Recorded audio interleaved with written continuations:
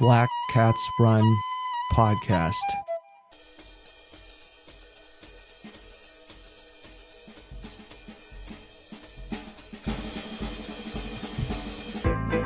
I'm Tristan Black Ingersoll, and this is Black Cats Run. Today's episode, Who's on First? We talk about the concept of cueing. What indicators, benchmarks, or cues do we choose to respond to when we're trying to determine how to train? Which of these cues are good? Which of these cues are maybe not as good? How can changing our orientation around these cues improve performance? And how can we identify what cues we want to be using? And if we don't currently use the right cues, how can we learn how to incorporate this concept to improve the effectiveness of the time we spend trying to get better at all kinds of different endurance sports and other physical conditioning activities? Let's get into today's episode.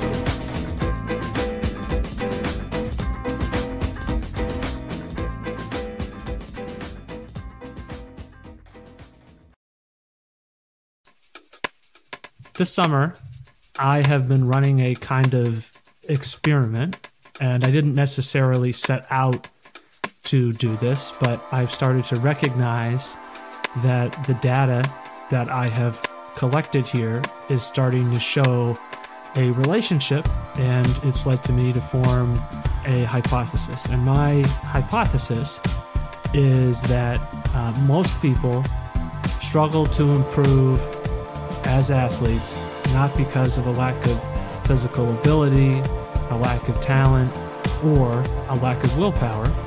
But I think that the difficulty to improve is because of a lack of understanding of how it should feel to train.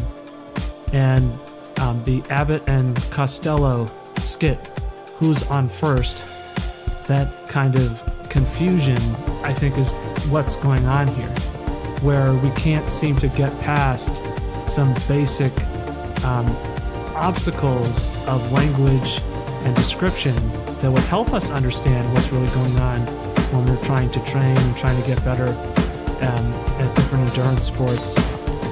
And I think, to be fair, probably other kinds of physical activity that require some sort of a physical conditioning routine.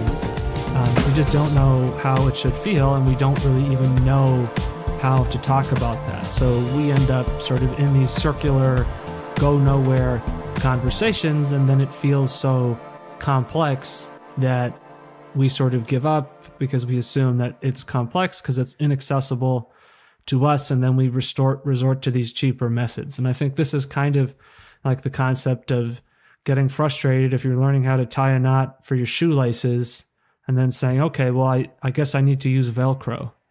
And maybe not a perfect analogy, because I guess there's really nothing wrong with using Velcro on your shoes per se. But what I mean by this is to emphasize more so the fact that, learning to tie a knot for your shoes is something that most people do without thinking. It's a mindless thing, right? But there was a point in your life when that was complicated, that was inaccessible knowledge, right? And we make a complicated thing simple by mastering it. We don't make a complicated thing simple by ignoring it. So, if we extend this to the hypothesis, we don't know how it should feel to train because nobody's teaching us how it should be done. And I think that maybe, treads a little bit into hyperbole, because I know there are people in sport who do try to talk about this, but it's not a standard practice. And I think one of the reasons it's not a standard practice, and I want to acknowledge this initially because I don't want to necessarily focus on it throughout the rest of the episode, but I do want to acknowledge this because I think it's really prevalent, is the market, okay? The fitness market for conditioning, training, especially for endurance sports, is really organized around knowledge keepers, and then, the knowledge lists, the people who don't know. And the pattern or the structure seems to be that we the masses, the athletes, are dependent on the few, these enlightened coaches, and that the coaches can't tell us how to tie our shoes, right? But they can give us the Velcro, or they can, tie our shoes for us. And this relationship of the coach as the brain and the athlete as the will is something that goes on. And there's this sense that if you want to progress, you need to get a coach. And I don't think that's true. I think if you want to progress, you need to do the training that allows you to progress. And a person who is knowledgeable can give you information that can allow you to access that training. But if all that person can do is say, here's a schedule, here's these paces, upload them to your watch, I'm putting them on Training Peaks, they synchronize to your Garmin, and then you go out and you stare at your bike computer and you do exactly what it says, I don't think that's effective. Now, a footnote to this is I think it's boring and not rewarding and not engaging in the long term to have to train like that. But I'm not, and especially true with cycling, where you tend to spend longer periods of time in any given session training, by nature of the sport. I'm not necessarily looking to look at the dystopian aspects of cycling training. To be completely honest, I feel a lot of people in cycling complain about the training culture of cycling for the wrong reasons, that there are complaints to be made, but that people don't really even understand it well enough to complain about it, right? Like, you can't say what you think is bad about the knot that you tie if you can't even tie the knot. You don't even know the knot enough to critique it, right? But people are doing that, and they're sort of imitating the complaints of others because they're like, oh, this is what we do, is we complain about this, and I'm maybe not happy or satisfied, and I don't know why, and so I'm going to complain. Complaining isn't bad, but if we're directing our attention toward things that are irrelevant, then that's bad because it's a waste of time. It's not productive. It's not going to solve the problem. It might be cathartic, and there's value to catharsis, but there's also value to solving problems. So I think that we start to see, that there's some complexity to this, right? The marketplace of training, right? Selling training, creating media that people consume around sports culture, and motivates, I think, maintaining this confusion, right? Because people will pay money to you to figure this stuff out for them because they can't, and they don't believe it's necessarily possible for them to do that. And I don't think that's true. I think it's pretty straightforward. If you're interested and if you believe it's possible, you can acquire the knowledge. Just have to be patient. You don't learn everything the very first time you do it, just like tying a knot. And the evidence here that's led me to this hypothesis that, really we don't know how hard to train has come in the form of a running test that I've done with a lactate meter. And I've done this now with myself and, as of this podcast recording, 2 other people. And this is not some sort of a formal study, but I'm recognizing a trend here, and I'm sharing, on today's episode that I feel confident that if I continued this data exploration with a wider and wider sampling of people, I would, tend to see this relationship. And qualifier is, on the podcast, that I'm not trying to sort of shortchange these discussions or these observations by not providing ample data. I mean, I think the reality is that, unfortunately, that one of the negatives due to the kind of limitations to the extent to which people want to engage with these kinds of ideas is that it limits my ability to sort of collect real world data. So to some extent, I'm kind of relying on conjecture, but you can certainly go and you can apply this kind of concept for yourself and test this out and see if this is true. If you have a lactate meter, you can get them for $280 to $310, which is objectively not much money in the scope of the amount of money that we spend on sports stuff. But people don't see a lactate meter as valuable. So, hey, that's really expensive, right? But you can get more performance out of a lactate meter than you can get out of 6 pairs of alpha flies. So, and you do the monetary comparison on that front. So here's the data, right? Let's get into the data. So the basic test was going to track, running track, and running for 10-minute intervals, and each interval at a faster pace, and trying to do this off of, each interval is a study effort by trying to do it off of perceived exertion. And this isn't trying to follow a ramp protocol. I've talked about doing ramp tests, at 3-minute intervals on Wahoo Kicker or some other stationary trainer for the bike before. This is a different process. So, and you could probably, question this process, but I think that if anything, this data would be more evident if you're able to follow a more specific approach. And what got me interested in this is that, I really hadn't done lactate stuff with running. I just hadn't really, I thought about it, aware of it, but I hadn't really bothered to apply it. But, I was feeling like, my running, I just don't really feel like I'm getting fitter. I don't really feel like I'm progressing right now, and it was getting pretty hot out at this point, going into the beginning of July. And I was like, well, maybe I should check and see if I'm running too hard. And I had also pulled this muscle or torn this muscle in my shoulder and pec. So I was having a hard time breathing. So I was also wondering, like, can I even run fast enough to, be at threshold, or was that going to be hampered, right? What is it? If it's not possible to do it, then that would inform some of my thought process about how I wanted to be training and approaching my training. So, all I did here is I did 10 minutes, and in the instance of the first test, and I've posted this data on the Instagram page recently at Black Cats Run. So if you want a visual, you can check that out. But I did this on, also looking at watts on a stride pod. But basically, the first 10 minutes, I jogged very slowly, very easily, so 9:40 pace or something.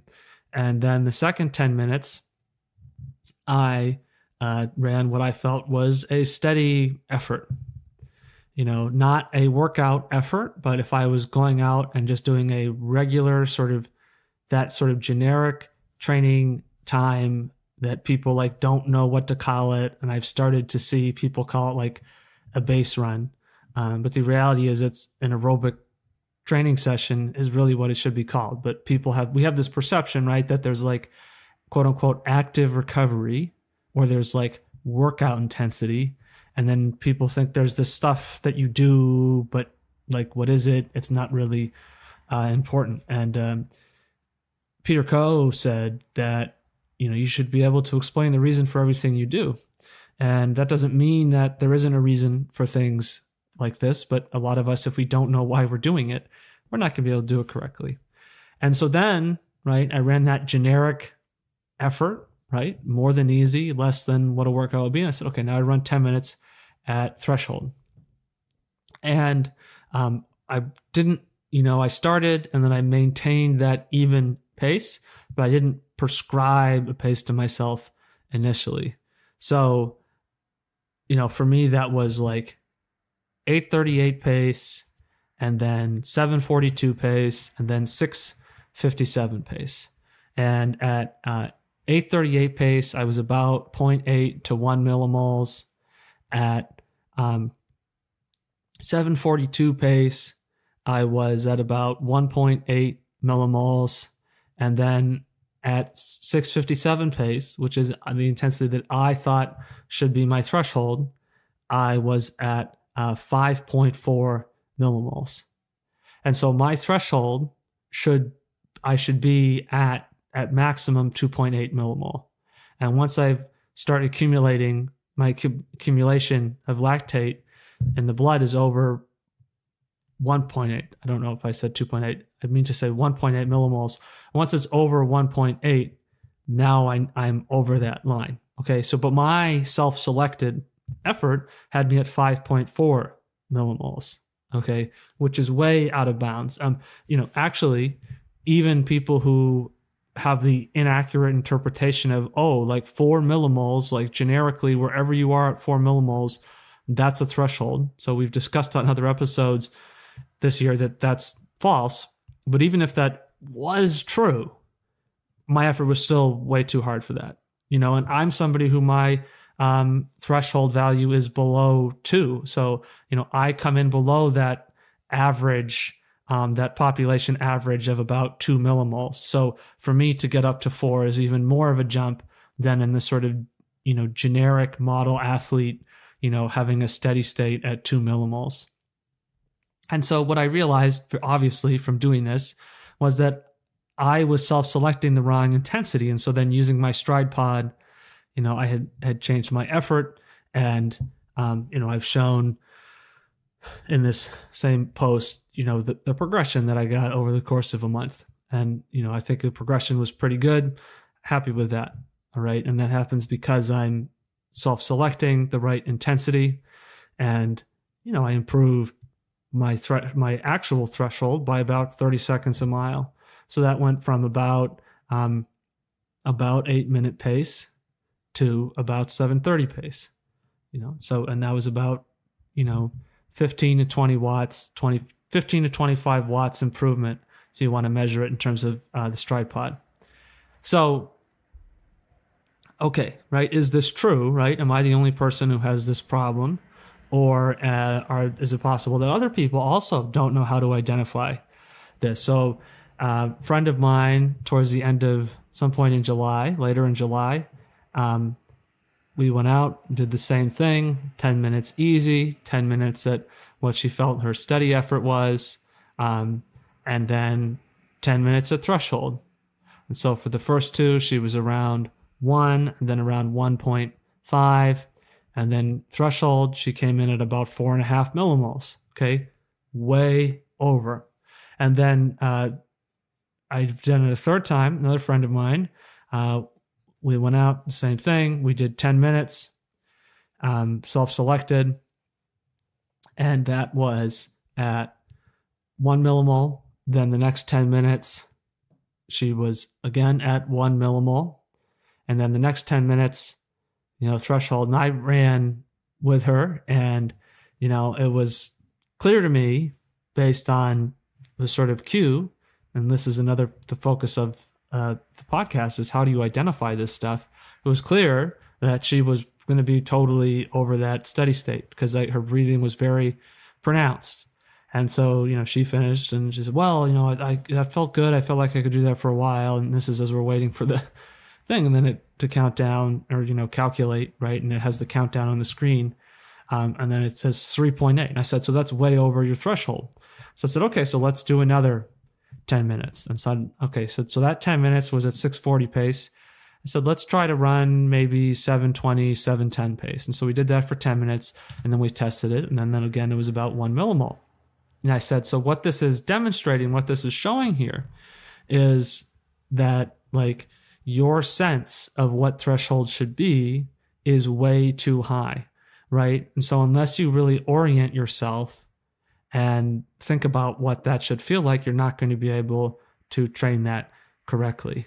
And I feel confident that, we then in that last 10 minutes, where we went a little bit slower, we were able to actually hone in on that threshold correctly, because I could hear that the respiratory rate, her ventilation was different. And whereas in the 10 minutes at 6:40 pace, which resulted for her in a 3.8 millimole reading, there was no talking. Now we're talking again at the 7:10 pace.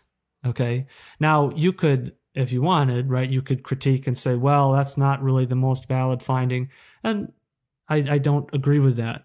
I think that the whole point of using this kind of stuff ultimately needs to be to teach athletes, right? Whether that's, whether you're working with somebody else, whether you're just working by yourself, right? So teach yourself, be a little autodidactic as an athlete, or teaching somebody else. That's how you're going to identify this. So in each of these instances, these athletes well over that threshold. And I would also throw in just an aside that you'll notice that each of these three people, their steady state is not 2 millimoles. So if you're reading or hearing that 2 millimoles is threshold, that's false. Okay. You need to know what is the actual millimole value that you are steady at. So for myself, that's about 1.7, 1.8. For one of my friends, that's about 1.4. And for the third person, that's closer to 1.0. And for my brother Camden, it's actually like 0.8. Okay. And so you see these differences. And, what that is a reflection of, obviously, is it's a reflection of mitochondrial utilization. It's not a reflection of an ability to produce lactate, because what do you see, right? In each of these instances, you go a little bit faster and all of a sudden you accumulate more lactate, right? The accumulation of lactate is occurring because you don't have the mitochondrial capacity to process that available energy. Okay, you can't reach a conclusion about your ability to be fast, based on your peak lactate accumulation. I understand that people make that argument. I'm saying that I don't agree with that. I think that's an invalid finding. So our equation for training, if we're going to make an equation for training, right? What equals our total demand, right? The total amount of work we can do. Let's call that demand training. If I was going to write that, I would write that capital letter D subtext, subscript training. So demand training is a combination of the frequency, the volume, and the intensity. Now, I've said that frequency and volume are the most important things in training because that follows the broader principle of how do we practice to get better. Well, we need to spend a lot of time working within that zone of proximal development, right? That space where we are using our abilities to their greatest current extent, not we're at the point of failure or collapse. I share an example that I saw on Instagram. People, right, like to share their stuff, and I think if you share it, it's fair game. But a runner, a high school cross-country runner, popped up on Instagram workout, 12 by 400 with a 200-meter sprint after the 12th rep. They warmed up for one lap, and she proceeded to run them in about 80, and lap 4, 8, and 12, she said that the goal was to hammer it. So she's running about 520 pace, and then every fourth rep, was running, 77, okay, and then sprinted at 200. So, and that was it. And the warm up was, one lap. So, which I'm not necessarily obsessed with warm ups, but I don't really think that anybody can really get, loose and comfortable with just a 400-meter jog. But I guess if you're not fit, then you wouldn't really know. So they do this workout, and the athlete's PR, you look at, their profile, the athlete's PR is 20:20 for 5K. Okay. I don't think that something's going on, right? I don't think that makes sense that you're doing this workout and your best is 20:20. And to me, of all of the stereotype, and this will come up again later in the episode with some other examples, but the stereotype of high school cross-country training is to take 5,000 meters and chop it up into some intervals and run it as basically, the coaches like to act like there's paces. The reality is everybody knows that you're actually just out there running it as hard as you friggin' can. Okay. And this, I think, is the ultimate terrible high school cross-country workout. And I don't say that with any feeling of apology, because it's not the athlete's fault. And I think if you're going to be a coach, I think you're responsible for having, some knowledge. And if you can't identify that a athlete who runs 20:20 as their absolute best for 5,000 meters, if you can't figure out that they shouldn't be running 520 pace for 12 400s and then, hey, let's just throw in an extra 200 all out. If you can't figure that out, I think that's negligence. Okay. And I do think it's negligence because you have a negative effect on people when you take something that should be fun and rewarding and you ruin it because you don't understand, how they should be training and preparing. And you're taking away their opportunity to be fit, to experience the process of, hey, when I approach something in the right manner, disciplined in a good way, right? To mean just like consistent manner, I can improve. Okay. And you're just torturing them. Like, it's not fun to do that when, the maximum velocity that you can hold for 20 minutes is basically, not much better than 7 minutes a mile. So this intensity issue is significant, okay? Because as much as frequency and volume matter, the intensity ultimately is going to really either empower or cripple your ability to achieve the frequency and the volume of training. And doing these, maximum effort type workouts might feel gratifying, but at the end of the day, nobody feels good about the fact that they did special workouts because the purpose of the sport is to race. And, I don't believe that, discussing this stuff on this podcast is going to move the cultural needle on, attitudes among high school cross-country coaches or collegiate cross-country coaches or endurance coaches in general. But I think this stuff is real.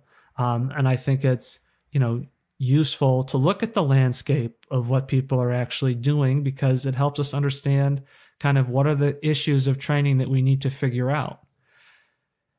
So those athletes, right? This athlete that doesn't know that this is a stupid workout. They don't know that they're wasting their time. They don't know that they're being, hindered, right? The real question is because the other way to look at it is to say, wow, if the athlete can run 5:20 pace for 12 400s, but they can't go out and run faster than 20 minutes for 5K, like there's got to be an issue here that's not working on running 5:20 pace. They've obviously, can do that. Okay, what do they need to do? Well, they need to figure out how to get the endurance. So you can't get the endurance if you don't practice enough. And you can't practice enough if the intensity is so high that you're too fatigued.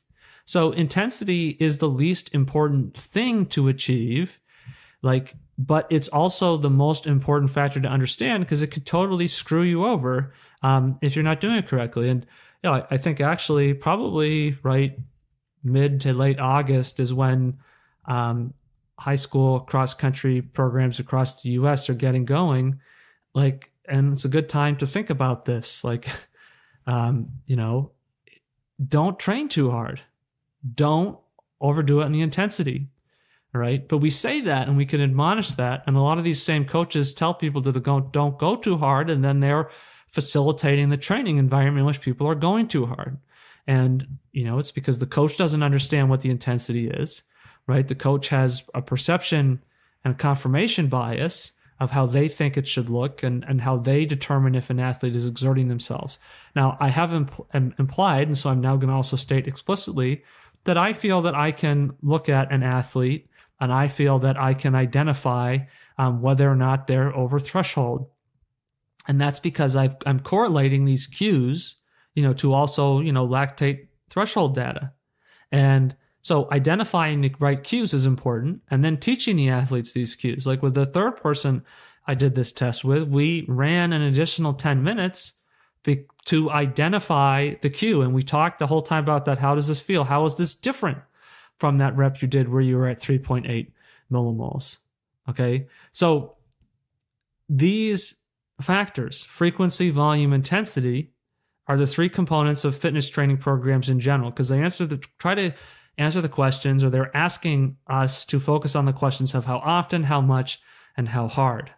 Okay. And it's this last part, the how hard part, that is the most difficult to figure out.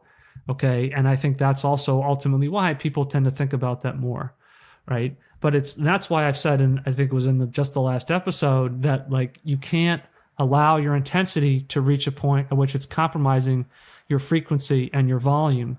But it's also the case, and I see this happen all the time, where people will force out the volume and the frequency, and they'll at a overdeveloped intensity. So just by setting the right frequency and volume alone doesn't mean that you're going to guarantee that the intensity can't be too high. You can still quite easily have your intensity get too high up there in training, and then that's going to really hamper you. And you can be doing the volume and you can be training consistently, and then you still might not be improving, right? And I think at this point we could say that that's overtraining. So this who's on first question is the intensity piece. How are we understanding what the intensity should be? And I think most of us don't know what threshold is. We can't identify it. And the pace that and it's interesting too, because when we talk about that 4-ish millimole value, I was coming in at 5.4, and then my two friends were coming in at 4.5 and 3.8 respectively. What's actually quite interesting to think about too is that how many other people would end up coming in basically close to that 4 millimole level, right? And we know from shorter distance racing that obviously you can be run for a relatively longish period of time, or you can have stamina you can endure at a higher millimole level than the aerobic threshold, right? But like in training, we're trying to do stuff that's going to allow us to improve. We're not just trying to execute, stuff that's hard. And that's what I've said is, the intensity problem. So when we talk about this, we tend to scale training up. And this is the first point here. We tend to scale training up to the intensity of hard impossible. Okay. So the top end of the outer bound of how hard it's acceptable to train is at the point of failure, right? What's impossible. So that therefore defines our general idea and belief as a athletics culture, that the maximum level of training at which training is still beneficial is the level at which training, is no longer even physically possible. And so then number 2, the second point is this means that hard and struggle are equal, and we are identifying these as desirable outcomes. Okay. And if we set that as an outer boundary, it means it's acceptable to get to that point. And it also implies that if it's the boundary, then that space must be explored in training. And I completely disagree. I don't think there's really any point to go to that. In endurance sports, you're not trying to achieve muscular hypertrophy, and you're not trying to increase singular one muscular contractional force. That's not really the performance goal. Okay. So the idea that you need to take it to absolute failure is pointless, and I get that people like to explore their limits, and there's a lot of tradition of doing workouts that take people to the point of failure. And what happens after you do those workouts on a team is the top runner, or if there's a top couple runners who are very close, those people at that absolute top level, they may go out and they may still race okay. And everybody else is going to go out and absolutely bomb. And then the coach is going to interpret that, rather than take responsibility for being a bad coach and making a poor decision, about what the training workouts should be, the training or the workouts, should be, they blame it on the athletes. And they say, well, you lack willpower. These guys have willpower. That's why they're the best. You guys didn't know, and you guys didn't recover the right way, blah, blah, blah. And so this athlete blaming, hey, coach, you blame the athletes, then you're still a good coach, et cetera, which is sad because you're actually a bad coach. You're a good coach when you recognize what you're actually responsible for, which is that the athletes are looking to you to teach them how training should feel. Now, why do those top athletes maybe recover from the super glorious, culminating workout of the season? Because for them, they had the lowest millimole because they were the fittest. Everybody else, you destroyed them, okay, by asking them to train that hard, right? We take hard and struggle to be desirable. It doesn't lead to benefit. But we often are failing to ask a real question of what does hard really mean? Okay, what should that actually mean? Right? And I've suggested that hard means to the point of failure. But I think, in endurance sports training, it's kind of hard. It's kind of like the F-bomb of endurance sports.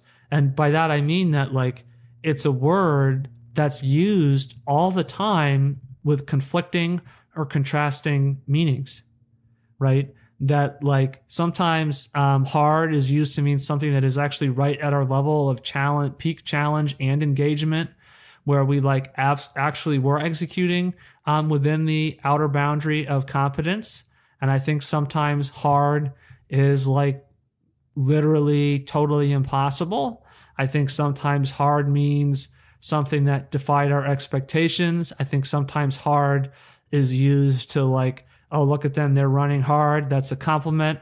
Look at them, they're running hard. That's an insult. So like, but we take simple terms that have a multitude of meanings, and then we throw that language out there and we say, okay, this should be hard.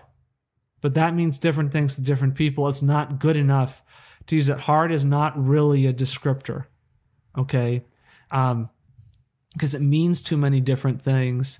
And hard, when you tell athletes that something's hard, it basically means that there is no limit to what you do. There is no pacing, because hard, taken to the extreme, is doing the extreme.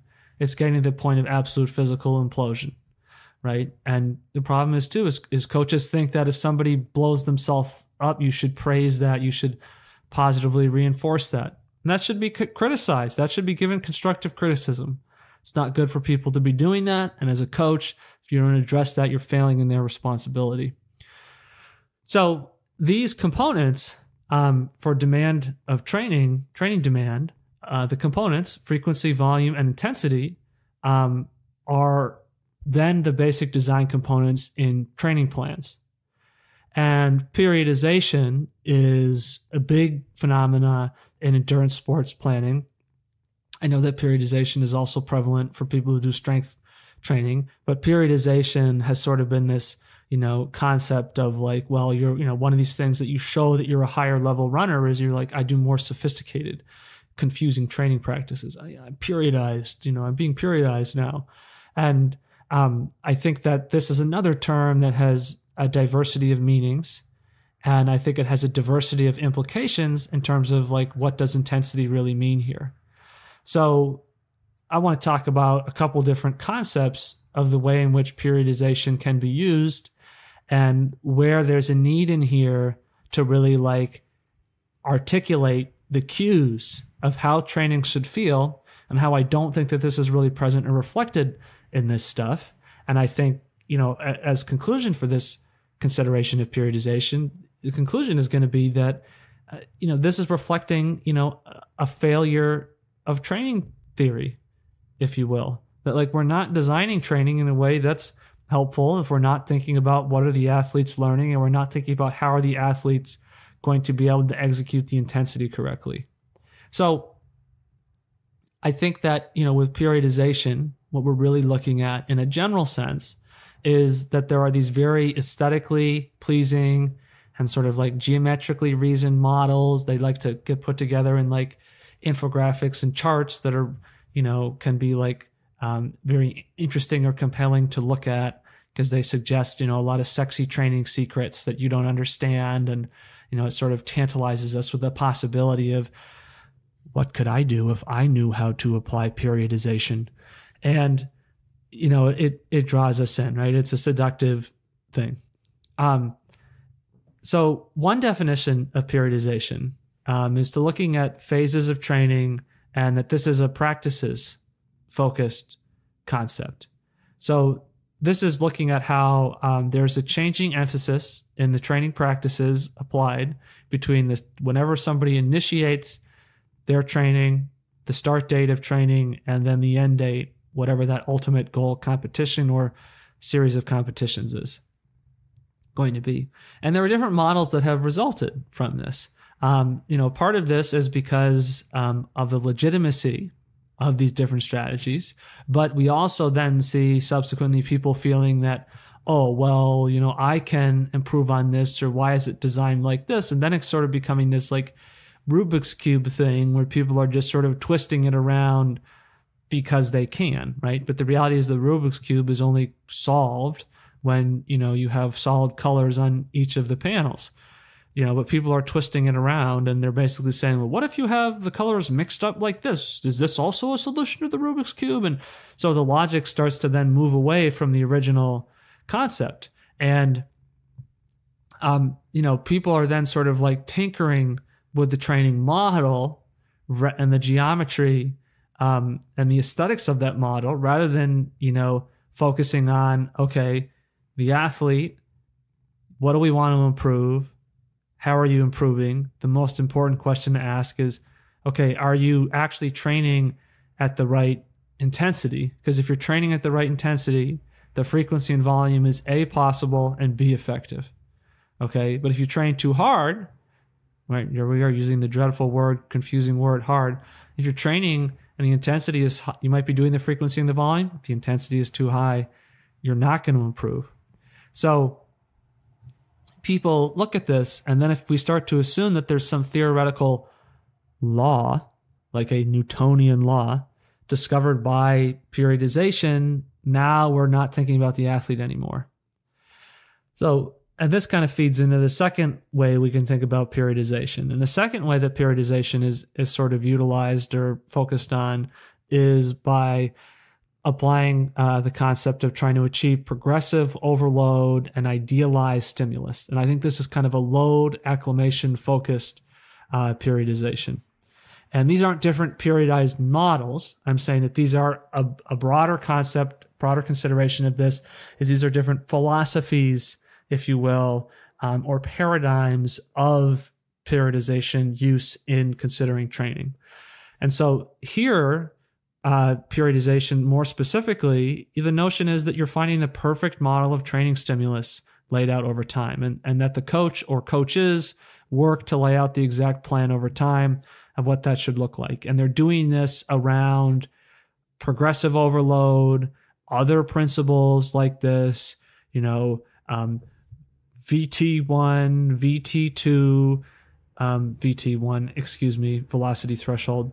I mean to say lactate threshold 1, lactate threshold 2, VO2 max, right? And they're putting these in and they're saying these should be in these golden ratios, et cetera, et cetera. At Bates College, we had these classrooms with these beautiful chalkboards. And right, they were the ones where you could slide them up and there would be other chalkboards underneath. And after hours in the evening, I would sometimes go into some of the classrooms if they were unlocked and nobody was in there. And one of my activities is sometimes, I would like write out these big periodized models in chalk on the chalkboard. And I think it was, for me, satisfying and cathartic as somebody who was struggling to feel like training was working, to sort of be like, well, I can sort of daydream that, well, if only I could be doing this, then maybe this would solve the problems, but I can't because I'm not allowed to do anything beyond what's being presented, and I know that I'm not improving in this environment. So I guess that was my little therapy hour every once in a while. Or I'd read some training book and I'd kind of get all jazzed up and I'd be like, oh, what would this look like for me? And I'd like to draw it out. But like the reality is that there's nothing about that was actually designing training. It's just sort of that aesthetic of control, right? As I was reading about these concepts and then I was sort of mapped, oh, well, what if it was distributed like this? But I was giving no thought to like, what was the intensity? What was it right for me? Right? I was just thinking, oh, if only blank, blank, and blank, right? So there's sort of a pipe dreaming aspect to this, right? Of like, it would be cool if you could design it like you design a house, but you're not dealing with, the construction of, inanimate materials, into a structure, right? We're talking about people. And, this kind of thing historically, by the way, I think we can also, something that we can associate with the rise of sporting institutions. So like, Eastern Bloc stuff, Soviet periodization, this sort of scientific, mass production model of sport, mass production of athletes model in the model of sport. And we also see this now in high performance institutions, are places you go to actually get bad training because you just have this idea of like, oh, here are our generic things and you are going to come in and we're going to apply these to you. And if they don't work, it's because you're not good enough, right? When really it's, and that's the belief that most people aren't good athletes. But if you say most people are good athletes, well, then that means I think you got to think differently about whether or not the recommendations that are coming out of these institutions are actually effective. And, understanding these sort of esoteric type models, I think becomes really appealing, because there's this sort of sense of intellectualism or maybe pseudo-intellectualism to imagining, how these things fit together. But I also think it's like pretty pointless at the same time.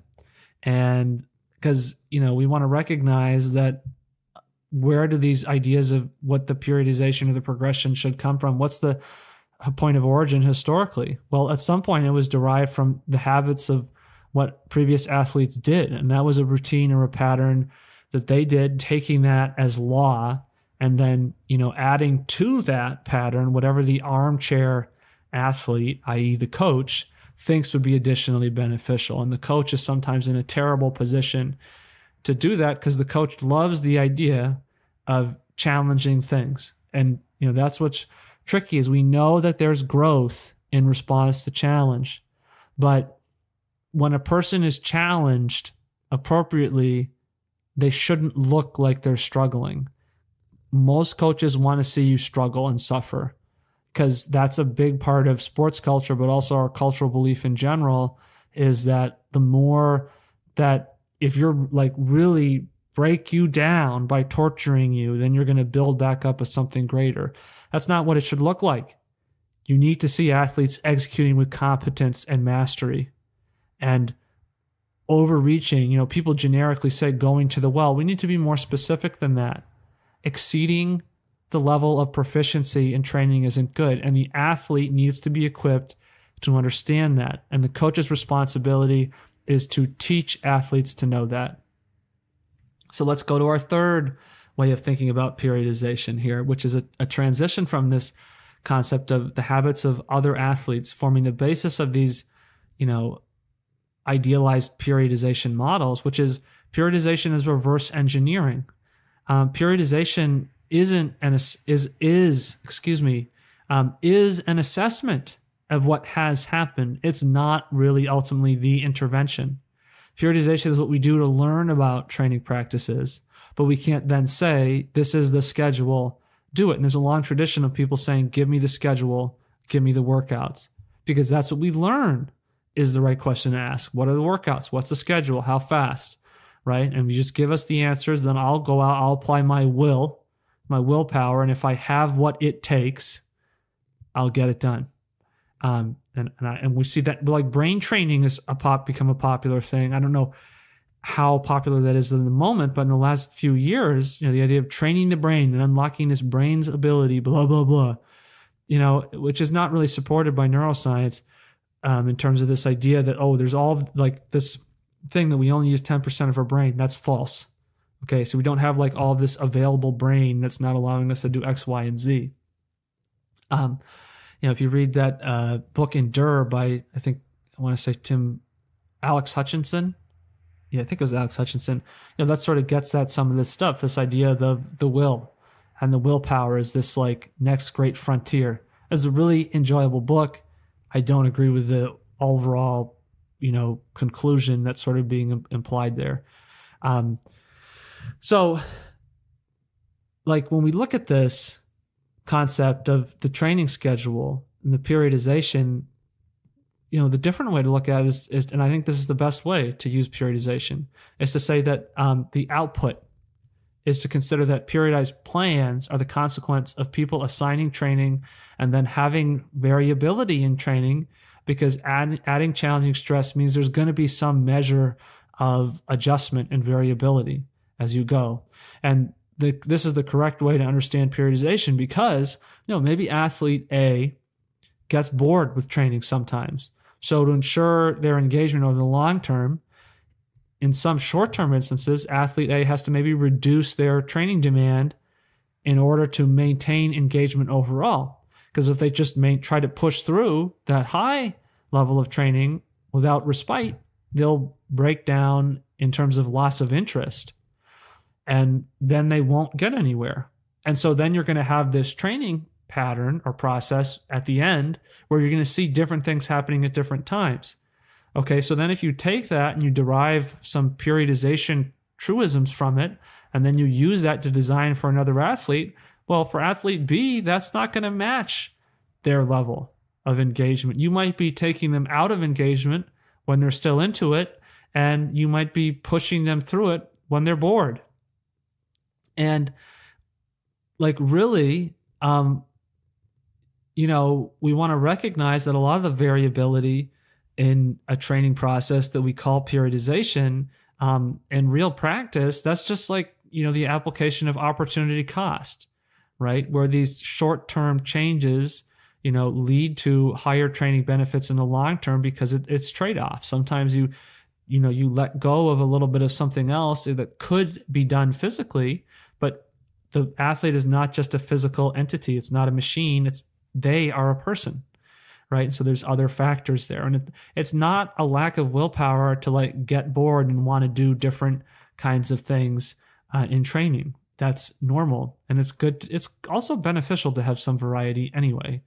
So here we recognize now that these models of training are really like not training at all, right? At best, periodized models and diagrams are a way to share the concept of like how like progression can occur with training. But you can't, if you just take that and you say, I'm going to enact this is different. And I think it's interesting that one of the original ideas of periodization in endurance sports is Arthur Lydiard, but Arthur Lydiard writes these books where he's sort of describing like how this stuff should feel and conceptually, like how should you be, what's the paradigm, the decision-making paradigm. It's not like, oh yeah, here's this diagram. Okay, go do it. But, training literature for the general public has certainly moved more and more towards this like algorithmic thing. And also as has been discussed before on the podcast, we see this too with like wearables, I guess is what we're calling them right now. But this idea that these devices and like apps can tell you what to do. Like you want here's a little bit of money saving advice. Don't buy the Gatorade hydration patches. It's a literal waste of money. It's just drawing you in with this idea of like, oh, here's all this information I don't understand. This must be really helpful. You drink water when you're thirsty, you're good. So, treating athletes though as abstract entities, of machine-like qualities of failing of training strategy. Okay, like the human brain, right, and the consciousness that resides there, and the responsiveness of that consciousness to competing stimuli that would also consume the time and energy that would be in a conflict with the production of the demand of training through the use of frequency, volume, and intensity is very real and of potentially problematic consideration. And periodization doesn't do that. Okay, I know that there's an argument that, well, actually the opportunity cost of periodization is that you're switching from blank to blank. But there's also this like irons in the fire idea where coaches talk about, professional elite coaches talk about how, well, you got to keep the athletes in touch with all of these things and you're juggling all of this stuff in the air. And it's like, really, I think we need to accept that we're making an opportunity cost decision. That if we're going to when we make a change, we're letting go of something else, okay, to some extent.